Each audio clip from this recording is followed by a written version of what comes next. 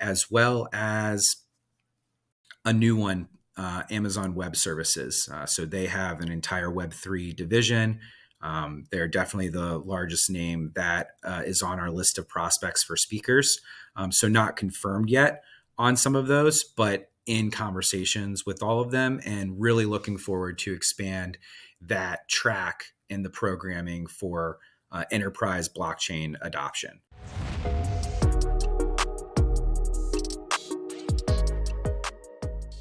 What is going on, Cardano Nation? Welcome to Dapp Central. My name is Fareed, and in today's interview, I've got a stack lineup in which we're going to be talking all about the RareEvo conference that just took place in Denver, Colorado this year. But on top of that, we're going to be talking with the team to find out exactly what we can expect for the next year event or the next year's conference. That said, let's go ahead and bring on today's guests. First and foremost, I'm going to be joined by Devin, who actually helped to get all of this lined up here. So I want to say shout out and thank you to Devin. We're also going to be bringing up Rand, who's going to be a founder, I believe, of the actual event. And then we've also got Wes, who's going to be one of the key contributors to this event as well. So welcome aboard, gentlemen. How are you all doing? Doing excellent, Fred. Doing excellent. Glad to be here. Yeah, thank you all for your time. I know Wes and Rand, I got to rub shoulders with you guys in Dubai. We didn't get to sit down and actually have an interview, but it was really good to see you guys there in attendance. That was my first summit, and boy, oh boy, can I say that that was an experience. I'm super excited and just fired up for what Cardano has going on. What are your guys' thoughts surrounding that event? Yeah, that was an amazing event at the summit. I think Wes and I have been going since it was in Laramie, Wyoming, and they've really just stepped it up year over year over year. I mean, we had a great time in Switzerland last year and didn't know how they were going to top that. And then being in Dubai, you know, like you saw there doing the desert dinner and the gala thing at the Burj. And there were a lot of old faces there that we got to connect with, like yourself, and, you know, see folks that we've talked to for a long time in the industry. But there were also a lot of new faces that made us extremely bullish on the situation. It was really cool to see, you know, the VeChain folks in attendance and Masari in attendance. And we got to speak with some people from CoinDesk that this was their first introduction to Cardano and things like that. So I had a really good time attending it. Wes, about yourself? Yeah, I think the foundation like completely knocked it out of the park, and all of Cardano leadership was grinding and working and generating content within their own organization. And then, like Rand mentioned, they brought in some amazing media partners. I enjoyed every single minute of that experience, and having it in Dubai and switching it up to where it was a different audience. Whereas last year we got a lot of the European community. I feel like the European community still showed up very strong in Dubai, but we also got that MENA community to show up as well. So I think it was excellent network effect overall. And, you know, not only is Cardano Foundation a customer of ours and partner, but they're a real inspiration when it comes down to that level of professionalism and creative production that they bring every year annually to really showcase the power of the Cardano ecosystem. Yeah, I couldn't agree with both of you gentlemen.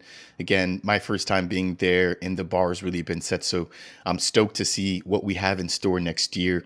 And same goes for you guys. I feel like you guys had a really big event. Obviously, that was kind of the first in a string of a couple that followed, right? Which we had NFTLV and then most recently the Cardano Summit. But I felt like you guys really kind of set the tone, gathering everybody in Colorado for RareEvo. So before we dive in any further, I'll kind of maybe turn it over to Devin, maybe kick us off with introductions, right? But do you mind just kind of introducing yourself and what you're doing here for the RareEvo team? And then we'll turn it back over to Wes and Rand, and then we'll dive straight into RareEvo. Sure. It's great being here, Fareed. Excited. I've been watching your YouTube channel forever, and it's amazing to see how of you evolved over the years. I am Devin. I've been in Cardano since early 2018. I'm an OG. Got involved with Rare Network, RareEvo at their first conference. I introduced myself because I'd heard they're from the same state as me. Came to find out that they live in the same city, and on top of that, Rand lives a mile and a half away from me. So it's a small world. ran into him at the grocery store in the beer aisle and struck up another conversation, and they were looking for sort of a guy like they wanted a degen in Cardano, I guess is the best way to put it. And I'm their guy. I have been in the NFT community since Space Buds Mint and love it, love everything about it. NFT, DeFi, all the stuff being built, and it allows me to interact with the community I love so much, and then frees them up to go after those Fortune 50 companies, the other chains, and it's a win-win for both of us. Awesome to hear. And it doesn't surprise me one bit, right? I feel like the more I hang out in this space, the more I realize that we're really not so different from each other, and we're really Yeah. not that spread out, So the fact that you guys live super close, I think is just a blessing in disguise. And the fact that you've made it onto this team, I don't think has been by coincidence or by mistake. So awesome to hear what you're doing there, Devin. Now, I do want to ask about your background here in just a second. It lists a location here, but let's not jump the gun. Let's go ahead and get some additional introductions here from Wes or Rand. Which one, if you want to go next? Sure, I'll go. My name is Wes Parkinson, co-founder of Rare. Met Rand early on in my rabbit hole dive down for the entire crypto scene. I've been a technical consultant and software sales guy for over a decade, and I really wanted to get hands-on as an investor. And so I know that I had the technologist background, and Rand is a master marketer and content creator. So at the time, once I found out about Cardano and proof of stake, I really chose it as the blockchain that I wanted to get obsessed with. Rand agreed on all the same principles that brought us to the chain, and then we spun up Rare Stake Pool, and I'll let Rand take it away from there. Thank you, Wes. I'm not the master marketer that he says. Live events background of 10 or 15 years with Evan, who's actually in the hotel room here with me. And during COVID, I was streaming. I was on Twitch, nothing to do in the basement, trading. I had built, before COVID, I was building Bitcoin and Ethereum mining machines. And Wes, we kind of connected. His sister's really good friends with my wife, and he had seen on Facebook that I was selling these machines. And Wes was actually the one that introduced me to Cardano. He showed me the whiteboard video, showed me a bunch of Charles's stuff, and I was instantly hooked. And being on Twitch, I was like, let's spin up Rare Pool. I'll do the marketing side. He spoke about being the Twitch streamer. And we kind of rolled it from there. I've got the live events background, and when our pool broke during COVID, it didn't break. There was an upgrade, and there wasn't much documentation. We couldn't do the upgrade correctly, and our pool was offline for about 3 months or so in the very beginning there. And we decided to go to Bitcoin Miami. I was like, Wes, let's go to Bitcoin Miami. There's a Cardano meetup. This was 2021. I was like, we're going to find somebody that's going to help us, bring Rare Pool back to life. And we ended up fighting for a couch in front of the bar at the Bitcoin Miami conference with what turns out to be Epoch Pool. And at the time, they were Bear Pool. And they've helped us ever since run the stake pool. And we really learned at that moment at the event, I was like, let's throw a Cardano focused conference, and let's do, kind of a multi-chain thing and build it up that way, instead of like a Bitcoin Miami or an Ethereum Denver, where they're extremely focused, even in the name of what chain it's for. And that's why we don't really say the chain in the name of our event, kind of go in the multi-chain route. And that's kind of how it all evolved from there. That's how we got RareEvo. Solid introduction from all of you. The most recent event was actually my second year in attendance, and I just want to say kudos to all of you guys for what you guys have done. I can definitely see you guys raising the bar, but just really thinking about how to improve this event year over year. So I'm sure that upcoming in 2024, it's not going to be any different. Now, I do want to pose a quick question. You guys have mentioned Rare and where that piece of the name comes from, but what about the second portion, Evo? Either one of you want to just kind of touch on, surrounding where that comes from? I think that Wes is best to explain this, as he came up with both. Yeah, so Rare is kind of an ode back to the food-based tokens and products. You had Sushi Swap kind of set it, Pancake Swap to continue. And when the stake pool idea originally came out, I'm like, okay, stake, rare stake. So that's where rare came from. And also just, I think the feeling of finding something rare and high quality and sought after is what we're going for, for the event itself.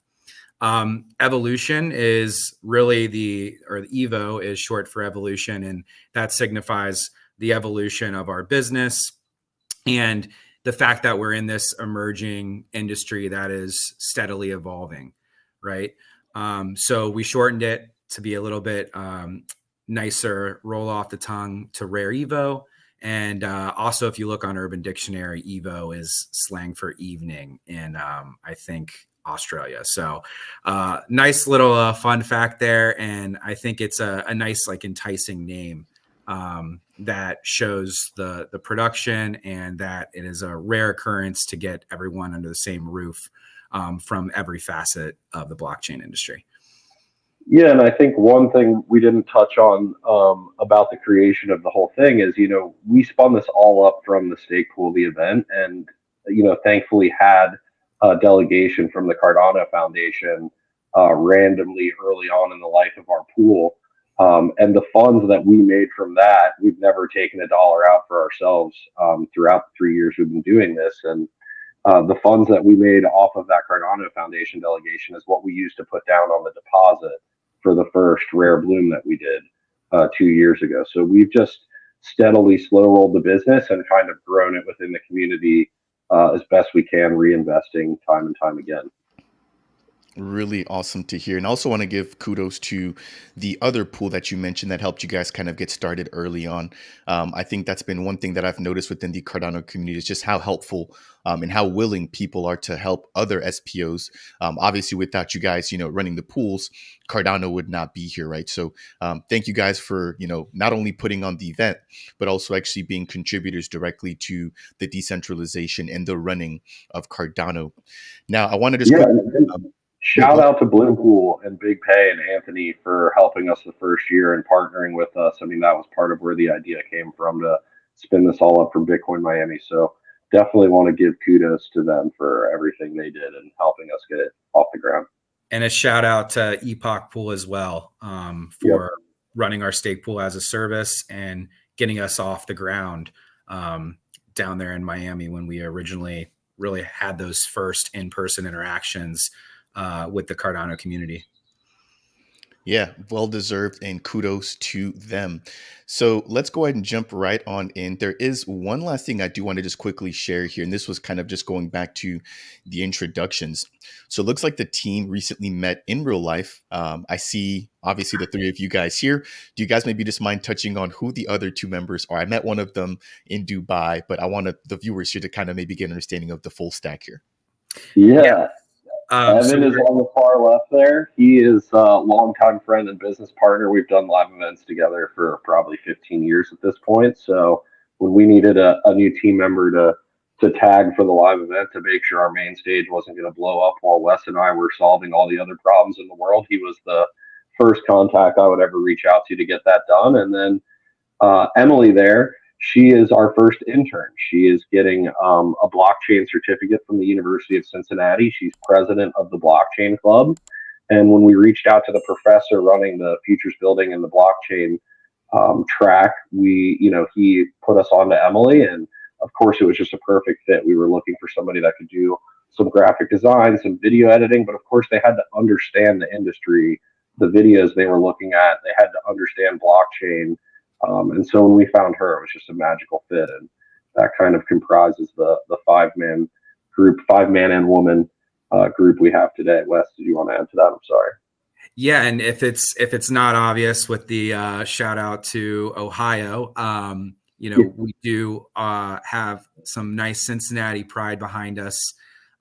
We are all actually residing in Cincinnati, Ohio, all born and raised Ohioans. And I think, when people think of the Midwest, they don't necessarily have tech come to mind or blockchain by any means, but Ohio is certainly strong with blockchain builders. We've actually had a few in-person podcasts. Our first with Devon. Hope to have the Indigo guys down who aren't far off from Cincinnati. And we're really, really proud of where we reside and headquarter out of. Yeah, you beat me to the punch. I was going to mention the Indigo guys. I met Daniel Short and Eric, and I know that a big piece of their team is also in Cincinnati. So represent, I believe it's 513 stand up. All right, guys. Quite the introduction there. I do appreciate all of you guys jumping on. Let's go ahead and just jump right on into RareEvo. I want to kind of kick things off with what just happened, right? With RareEvo 2023. Obviously, that was the second time you guys ran this event. I personally enjoyed it, but there was just so much going on. As Rand mentioned earlier this year, you guys took a multi-chain approach, really trying to foster and grow the entire space, not necessarily a focus on Cardano. So maybe we'll just kind of go around, but very briefly, do you guys maybe mind touching on your personal highlights and what lessons you each personally took away from this particular event? And then we're going to jump into what comes next with 2024. I'll start. I think personal highlight for me was raising over $1,000 for St. Jude Research Hospital, St. Jude Children's Research Hospital. They are actually blockchain forward. So they've raised over $4 million for sick children in need of healthcare assistance, where no matter the condition, really, that child can get their operations covered and treatment. So we had a dunk booth this year and introduced this charitable element that didn't exist in our first year. And it was a great success.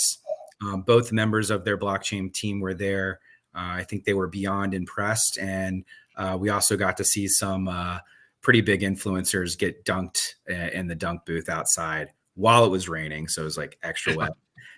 And we can't wait to continue that on as a tradition with our event and showcase how through blockchain you can get some amazing fundraising for great causes.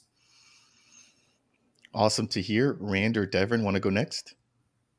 I'll go. My favorite part of RareEvo. So first of all, watching it grow from the first year, because it was 99.9% Cardano, if not 100% Cardano. So watching the evolution, you want me to throw out to the name of the event itself, going into having VeChain and Hive and projects from ETH and Aavegotchis was there. And it was amazing to see. But personally, running the Ape Society booth, for the first year I went, I was in the community, but it was kind of like outside looking in. And this time actually getting to be a part of that and seeing the networking and the stuff that went on, where people could come up and like over a beer or in the elevator or whatever, and just seeing those interactions happen and lead to greater things just from being there was amazing to watch. Nicely put. Again, I think I noticed that myself as well, being an attendee, coming at it from a content creator perspective. We had everybody there, not just Cardano community members, but as Wes also mentioned, some pretty big influential people that have contributed to the space, but then also just the builders, right? Which are going to be the projects that make all of this possible. So for me, it was really awesome. But then on top of that, we had so many breakaway sessions outside of the actual main event. For example, there was that mountaintop bar. I don't remember the exact name of it, but the World Mobile team did a really good job of just kind of corralling their entire community to meet outside the event and just kind of keep the same kind of vibe going, even though the event had kind of stopped for the day. And then obviously there were the after parties as well as just the evening events, which made it that much more enjoyable, because again, you're kind of able to, relax a little bit, but still enjoy the blockchain community. So last but not least, Rand, your thoughts, highlights, and just what stood out to you as a part of last year's event? Yeah, a couple things that I really loved about the event. I really like seeing content creators like yourself like really maximize the event, get around, do interviews, and be just as busy as we are. I thought the podcast booth got a lot of use, and really seeing all the content that came out of it, I was just absolutely amazed and looking through it for days and weeks after, just seeing all the fun, creative stuff that happened at the event and all the information that came out. I'd also say a personal highlight was just late night, staying up till 4 in the morning with Michael Guy from the Central Games and Michael Lonecar and Icy playing bomb pot poker, just totally gambling, having a great time till 4 in the morning, even though I should probably be asleep. But that was a great time, and looking forward to doing it again this next year. Yeah, nicely said. I think as an organizer, obviously it's business first, but you have to have some of that time to kind of relax and actually enjoy the event yourself.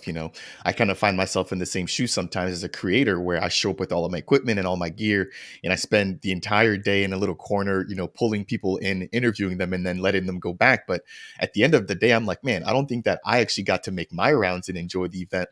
So I will say that, it's work hard, play hard.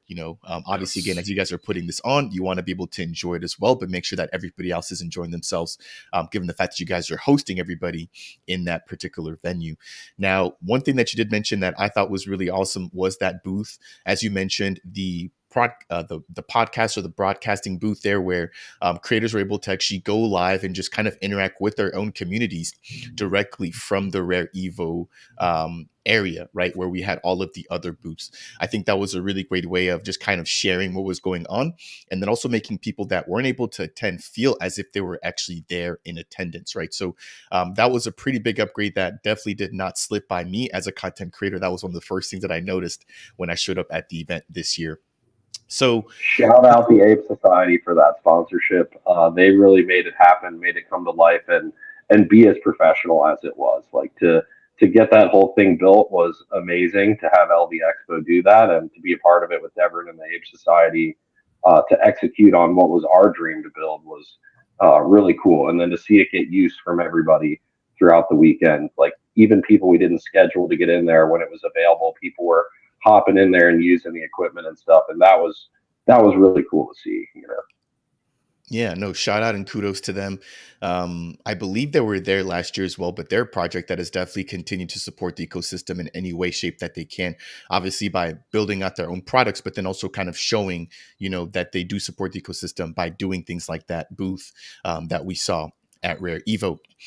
Now, as a quick aside for anybody who maybe had just missed the event, I do want to just quickly highlight the fact that right now there is content still available on the official RareEvo website, which is available at rareevo.io. As you guys can see there, we've got some backstage content. We've got Frederick Gagard from the Cardano Foundation. We've got Antonio Senatore from VeChain. We've got Janet Adams from Singularity Net and Mickey Watkins from World Mobile, just to name a few. So if you guys want to just kind of catch up and see, what these builders were talking about, definitely make sure to head over to the website. The content is still up. Now, let's go ahead and shift a little bit and let's jump into what we can expect for next year.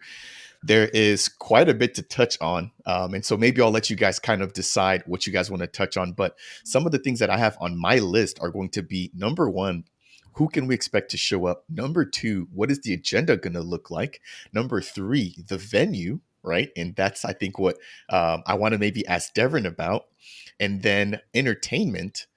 And then maybe anything else that you guys want to share with us in terms of NFT tickets. So quite a bit to touch on. The floor is open to you guys. If you guys want me to kind of direct the conversation, I'm more than happy to. But otherwise, when do you guys kick it off? And I'll just kind of interject here and there with a couple of questions. Yeah, I Yeah. think Wes, if you want to jump in on all the folks we're talking to. Yeah, so we are set for August 15th through the 18th, 2024 in Las Vegas. I'll save the venue because it is pretty awesome household name for later here. But from a standpoint of our programming and the speakers that you'd expect to see, at RareEvo, we really touch on every single vertical of the blockchain space. It's not just NFTs. It's not just DeFi. It's not just startups and the household layer ones and layer twos, but we also bring in Fortune 50 speakers who are department leads for emerging industries such as Web3. From big names like Microsoft and FedEx. They joined us last year. They'll be joining us once more. And I've been hitting up other industry events that have smaller Web3 tracks actually to search for new speakers. So some of the people that I've met in the past month is Live Nation, who's doing not NFT ticketing yet, but digital collectibles that go along with the show. So you actually have a memory beyond a ticket stub. Diageo liquor brands.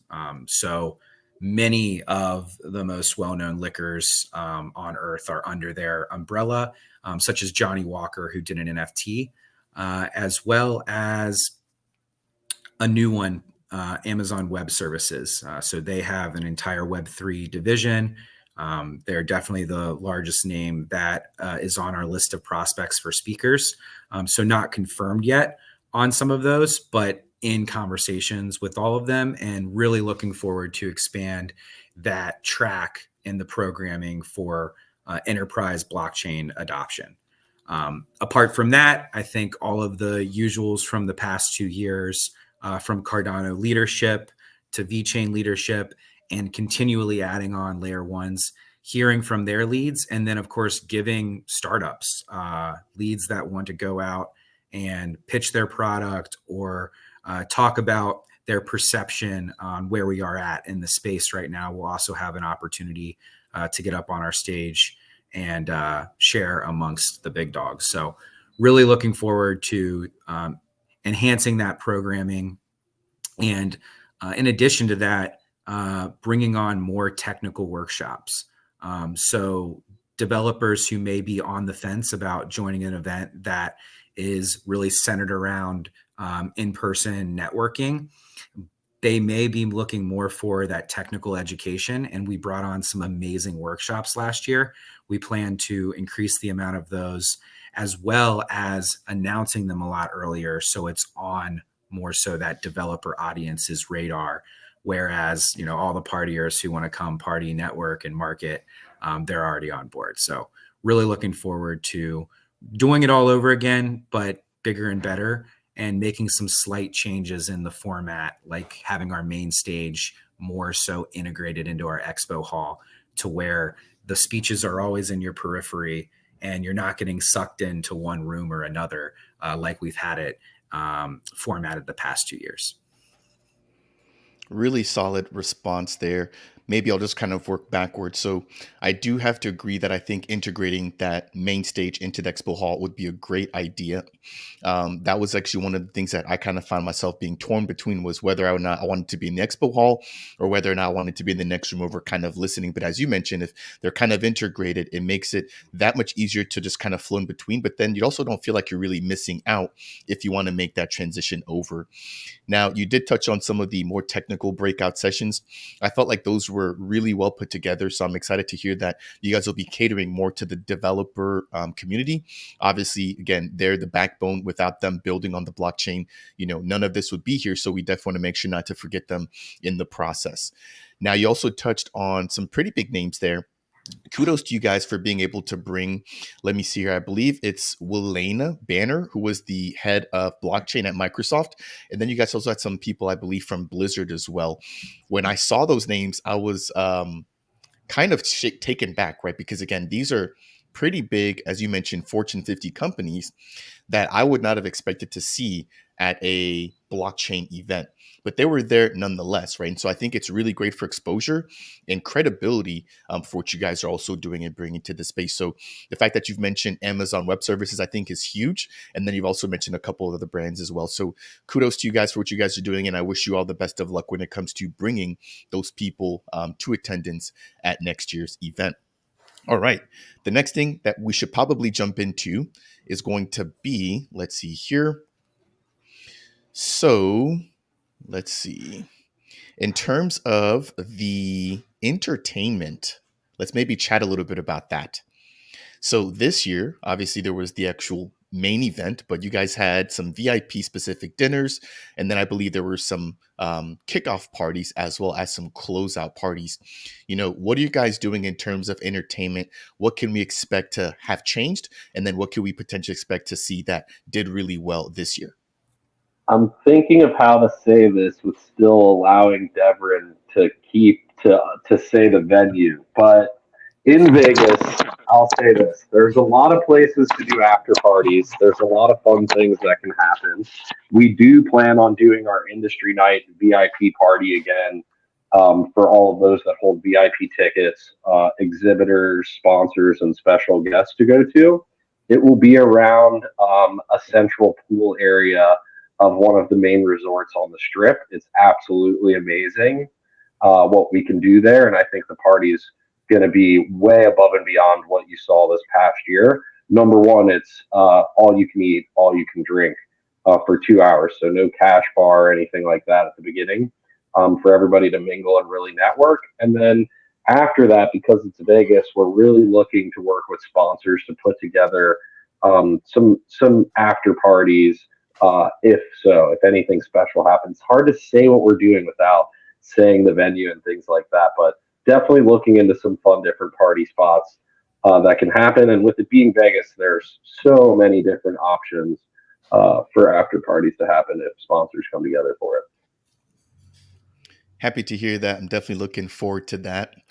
I think we've got to let the cat out the bag. Devin, you got to tell us, man, where is this taking place, or where is RareEvo 2024 going down? Boise, Idaho. No. We're going to Vegas, baby. Caesar's Palace.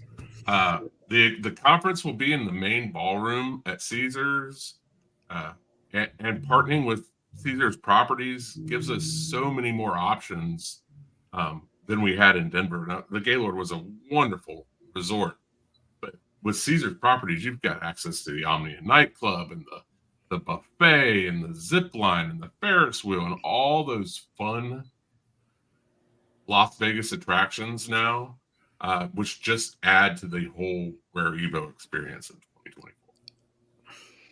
Thank you for breaking that. I was obviously in Vegas for NFTLV, and I did drive down the strip. And when I tell you that the Caesar's Palace looks amazing, I didn't get to step inside or actually, check out the venue. I think you guys are going to knock it out the park. So I'm excited to hear that piece of news. Let's jump into two more topics, and then I want to get your guys' closing thoughts. Again, thank you all for joining me here today for today's interview. So the next thing I want to chat about is going to be the NFT ticketing. So let's jump into that. Either one of you or any of you want to jump into, what you guys are planning on doing a little bit differently when it comes to ticketing for the actual event this year. And then could you maybe also touch on, what types of ticketing there's going to be? Because I know that this year there was general admission as well as VIP. Will you guys keep the same types of tickets, or will there be something new that's being introduced on that front? Yeah, I can tackle this one. I've gotten pretty good at explaining it. So this year we're going to have general admission tickets and VIP tickets. We got a Catalyst proposal to do some things on chain. We're going to do some NFT tickets in partnership with Newcast and Endmaker. Really good partners to have putting this all together. And for the NFT tickets, we have really gamified it for all the DGens out there, having some fun. Again, Vegas and Caesar's Palace allows us to do a lot of this with all the fun stuff that Devin mentioned. Our GA tickets, we have a limit of 1,000 of those as NFTs. They're $200 to purchase as an NFT. Day of event, they will be between 400 and 600, depending on how large our attendance get, what tier we hit.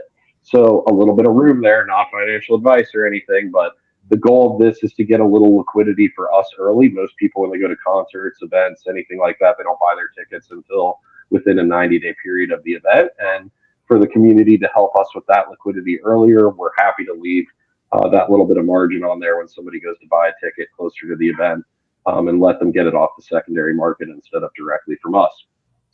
With that, the GA tickets, they'll have a 10% chance to get upgraded to a VIP when minting them. So that's the gamification there. You have the 10% chance to pull a VIP from that mint. And our VIPs this year, we're really going above and beyond. Last year, you got to see the breakfast and lunches we did. We did eggs and bacon. We had steak and salmon one day for lunch. We had a create your own taco bar the next day. We'll be doing all the same things with the food: hot breakfast, great lunch. We're putting in a VIP refreshment area near the main stage, a little hangout place for people to flex. We're doing custom badges for those that have the NFT ticket and things like that as well for the VIPs, as well as that industry night party. It's going to be around the Caesars Palace pool. They're going to shut it down for us in the center of the property. So we'll have some beautiful pool and fountains and statues. Wonderful place to throw a really executive level networking event with that all you can eat, all you can drink. And then on top of what VIPs just get for having the VIP ticket, we've broken that out and gamified the mint there. It's $600. It's going to start at $600 to mint the VIP NFT, and when they sell out at just about $800, $775 is what we have in there. And there's only 444 VIP ticket NFTs available. We're gamifying that, and we're breaking it into 3 tiers of the 444. 25% at mint will get a VIP plus, and that's going to have added utility to it at the event. The plus is entry to the Omnia nightclub, or entry to the buffet, or a ride on the zip line, or a ride on the Ferris wheel, all you can drink going over the strip for 30 minutes and things like that. So working with Caesars Palace to really bring in a bunch of things Vegas style and Caesar style that we can add to that VIP experience for folks. And I think that'll be really fun on the secondary market. Let's say Wes mints, the Omnia nightclub entry, and I just get a regular VIP. Well, maybe our group of friends, we all want to go to the nightclub. Maybe we're searching the secondary market and trying to trade or purchase tickets that include that perk, whatever it may be that you want. Entry to the nightclub, going to the Bacchal buffet is a really big one. And that will be 25% of VIP tickets will get some type of an upgrade perk along with the VIP ticket. On top of that, we have a high roller pass. There's only going to be 5 high roller passes in the group of VIP tickets. Those 5 high rollers are going to get all the perks combined. So they're going to get entry to the buffet, the Ferris wheel, entry to the nightclub. They're going to get some spending cash. They're going to get to see a show at Caesars and things like that. And that one, the high roller passes, I think, are going to be really coveted. I also think it's going to be hard for somebody to do it all in the weekend. There's so much value there. So I think it's going to be really fun. Whoever gets those high roller passes, kind of watching them run around and kind of hearing back from how much fun they had at each different activity. I think there'll be a lot of content to make from those. And then on top of that gamification of the actual mint, we're doing a raffle. Somewhere around May, we're going to do a snapshot. No date has been actually decided for that, but we're going to do a snapshot. And those that hold the VIP tickets are going to get airdropped NFT prizes that they can trade, sell, or use. We have a $50,000 prize pool and growing of prizes. They include winning a free 10x10 booth at the event, a 10x20 booth at the event, a main stage speaking engagement, covering all your travel and hotel at Caesars Palace, et cetera, et cetera. We're also working with some partner projects to do some giveaways of their things, whether that be NFTs or tokens or artwork as well. And then on top of that, if all of that wasn't enough, we're doing a burner event. So those who hold a VIP ticket and burn one VIP ticket are going to get even more added utility, upgraded merch, we're going to do a burner party at the event for those that do that, as well as upgraded badge and things like that walking around. So you can really kind of flex on everybody. And those are our best customers at that point. They're people that have been with us for years. They buy their tickets right away every year. They're willing to go that extra mile and burn a VIP NFT. And we really want to take care of those folks. So just going through all the gamification there, we got a lot lined up for the NFT ticketing this year. Anything I missed there, Wes? I was going to say, but wait, there's more. But there really isn't much more. That's actually a lot. We're going to come out with some really good infographics so that everybody can get ready for Mint Day. Really go on a media spree to get it on every single person's radar of all of the little clicks within the community. I would say one thing that I'm excited about, and this does require more development, but really allowing for this NFT to start to build our own community, bring people into our Discord. And we'd like to really serve our Discord up as a place for people that hit these IRL events to be able to communicate with one another, down to, each event that's happening that month that our community is inclined to go to. So there's more of a vision just beyond, entry to the event and added giveaways and perks. We really do want it to be seen as a membership pass. Right now, there's some really amazing artwork. Brendan O'Connell, who did a painting on the expo hall floor. Many of you have seen him, walked up to him, had great conversation, who joined RareEvo. He's been there for 2 years. He's our resident expo hall painter. He's amazing, has an amazing in the physical career, and is actually, I think, really one of the first contemporary fine artists to mint on Cardano. I'm talking OG years back, when minting NFTs was first possible. So that is a nice tie into it. It's beautiful art.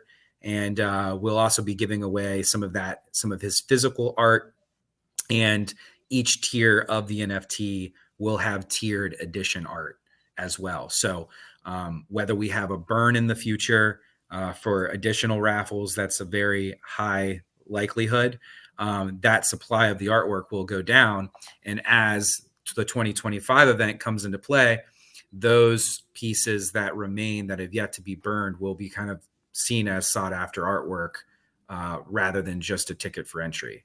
So really trying to cover it all with this collection and have something unprecedented that the Cardano community hasn't got their hands on before.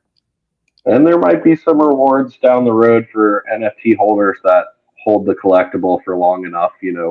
Everybody asks us when token, and eventually one day maybe that'll happen.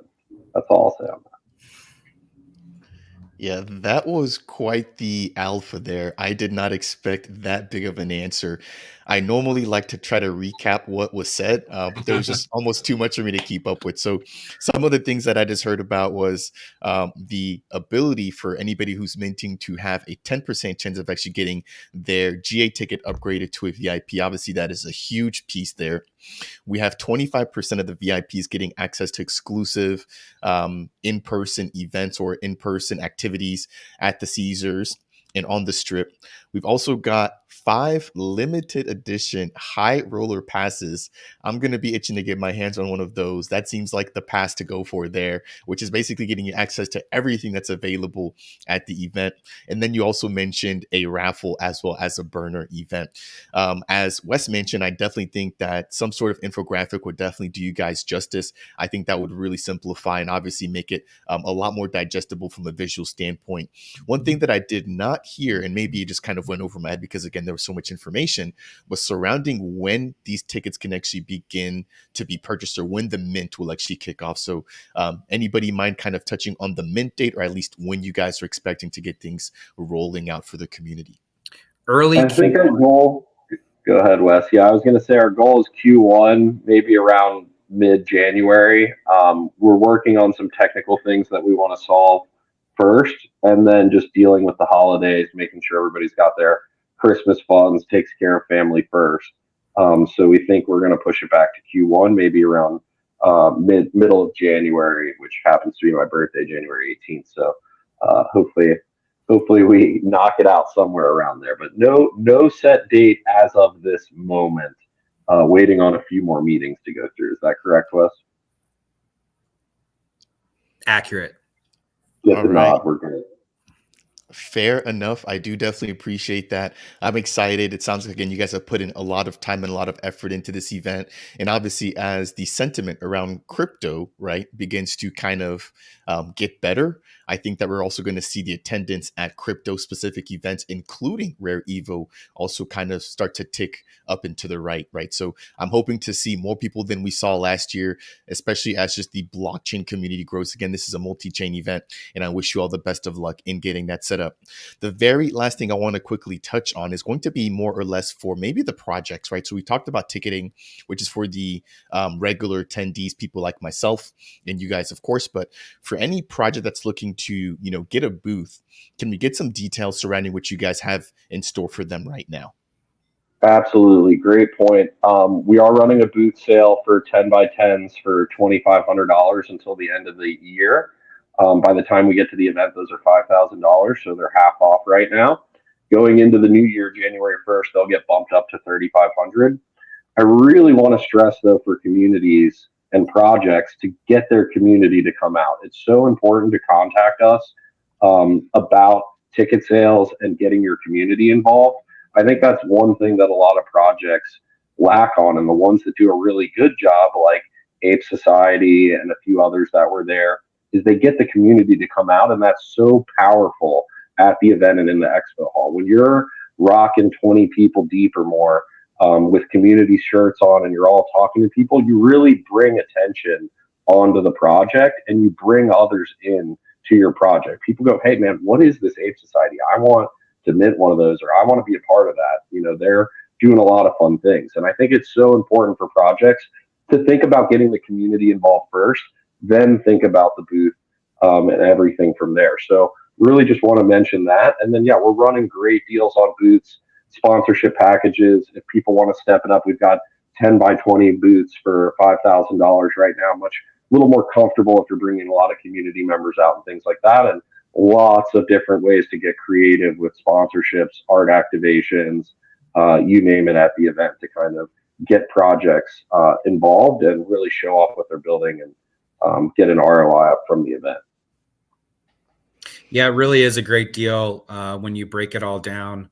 The 10 by 10 booths come with 3 exhibitor passes, so you can bring 3 of your team members along for the ride.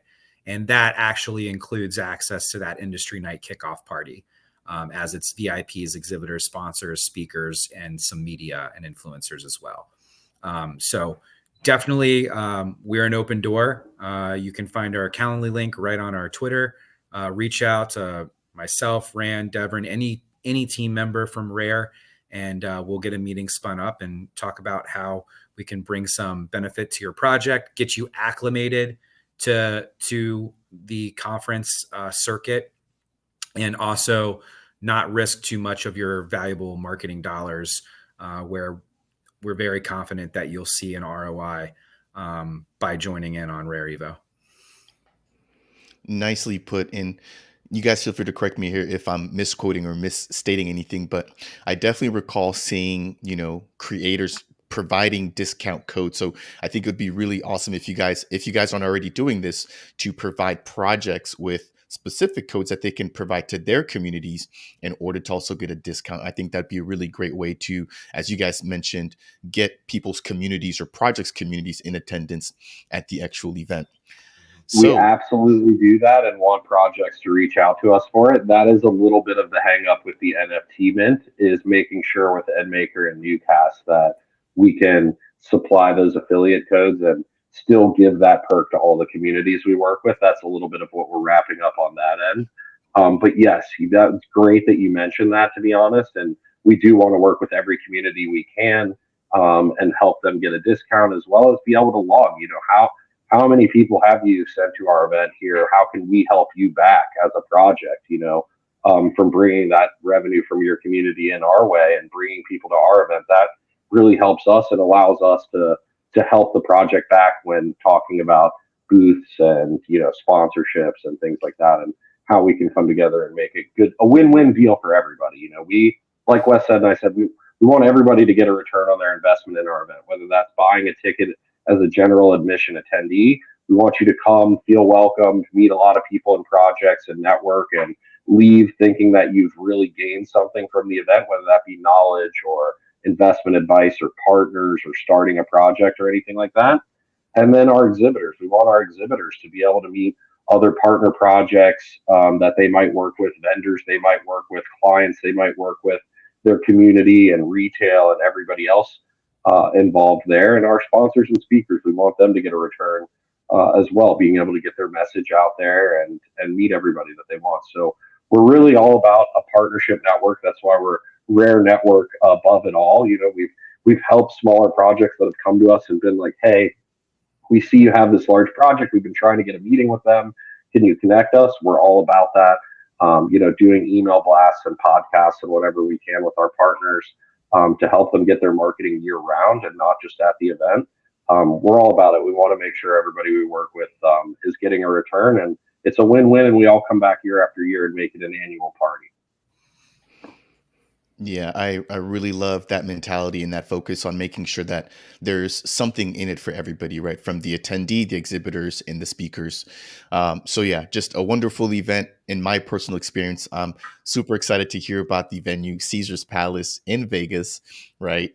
And just everything that's going to be going on in terms of ticketing, sales, etc. So we're going on about 50 minutes. As they say, time flies when you're enjoying yourself. I've definitely been enjoying this particular chat.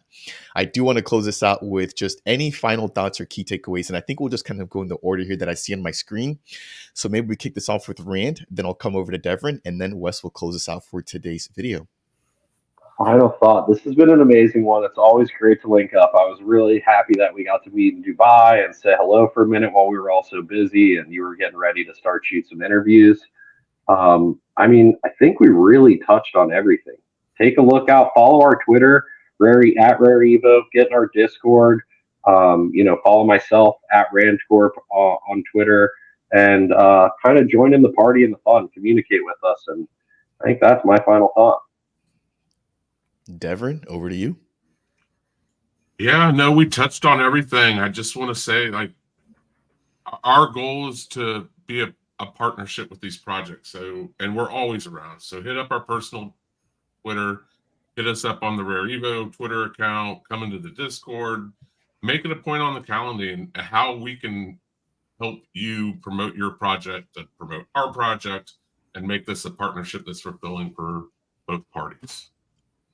All righty. Well said. And I will definitely go ahead and make sure to leave the links to their Discord, their Twitter. You guys may actually have some content on YouTube, and I also see a link to LinkedIn as well. So I'll leave all of those down below for the viewers. Make sure to check those out and get in touch here with these RareEvo guys. All right. Last but definitely not least, Wes, let's get your closing thoughts here. Took me a while to figure out what we were slipping up on, and I found it. But you can buy your tickets today. You will be airdropped an NFT. So if you don't want to wait till mid-January, they're up for sale on the website, rareevo.io. And as these two gentlemen said, if you have any questions regarding how you play into the gamification, what you get with your ticket, and maybe you want to bring your project in, but you want to get yourself a VIP ticket, come to us. Let us know. We'll get a deal spun up together. And looking forward to sharing more along the way into 2024. All right. I think that will do it for today's interview. Ladies and gentlemen, I want to thank Wes, Devin, and Rand for showing up here.